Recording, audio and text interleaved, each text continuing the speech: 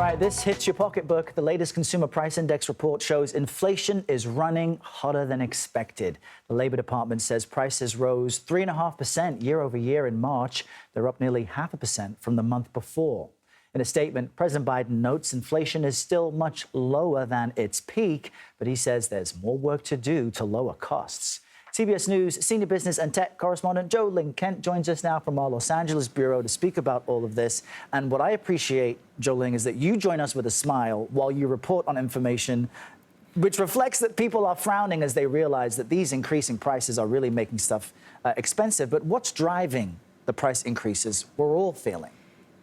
Yeah, more than half of what we're seeing in this hotter than expected inflation is driven by gas prices and rent. That is the harsh reality. So even though inflation remains below 4%, it is well above the 2% target that the Federal Reserve is looking to when it comes to deciding if and when they're going to cut rates later this year. At the last Fed meeting, it was telegraphed that we'd get 3 rate cuts, right? And now when you have hotter than expected inflation, you can expect a reevaluation at the Fed in Washington as to what they're going to do. Now, inflation across the board has been really stubborn and sticky.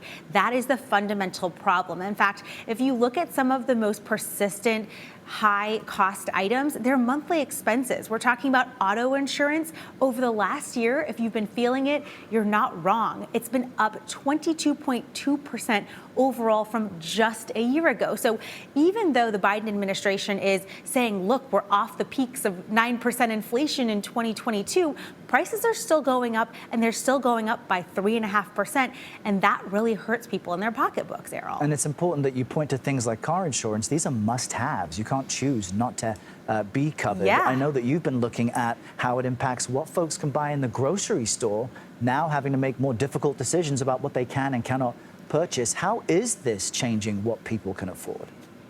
Yeah, so we wanted to not just look at the last year, but the last 5 years. And so we got some great data from Nielsen IQ looking at what groceries cost pre-pandemic in the year leading up to 2020 and then now post-pandemic, right? And so if you take that 5-year horizon, you take a look at a $100 grocery budget, say you're spending that on you're targeting and you're trying to spend that on your family every week. Well, 5 years ago, a $100 grocery budget would buy you about 30 some items. I can go into the details of what those are if you want, but you fast forward 5 years.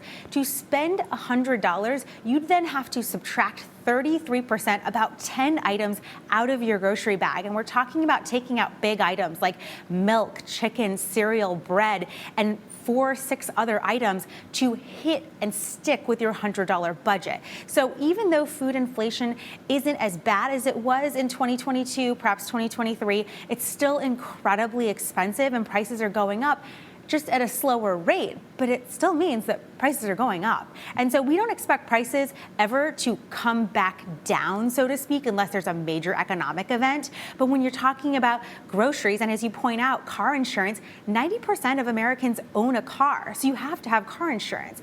Not to mention repairs are up. Elder care, if you're caring for an elderly person, is up way over 10% over the last year. These are major costs that are taking huge amounts of money out of your paycheck. And even though wage growth does outpace inflation by some, it is still a very significant crunch that you're feeling when you're paying for your monthly expenses, Errol. Yeah, no, so well put. So viewers at home can know that while it's painful, misery loves company. We're all feeling it. Jo Ling Kent, thanks for breaking it down for us. Appreciate it. Thanks, Errol.